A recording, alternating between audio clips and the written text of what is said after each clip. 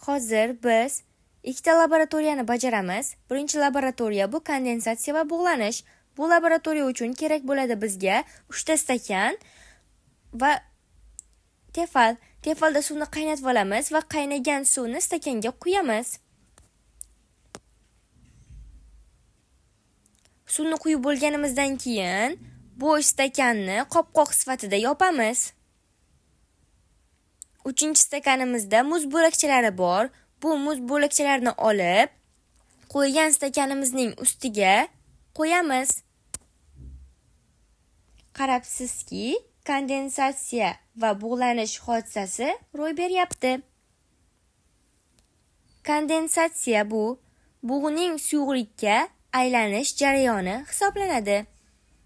Bug'lanish esa suyuqlik yuzasidan bug'ga aylanish jarayonidir. Keyingi laboratoriyamiz esa qaynash. Qaynash o'zi suyuqlikning butun hajmida bug'ga aylanish jarayoni. Bunda suyuqlikning ichki bosimi atmosfera bosimiga teng bo'ladi.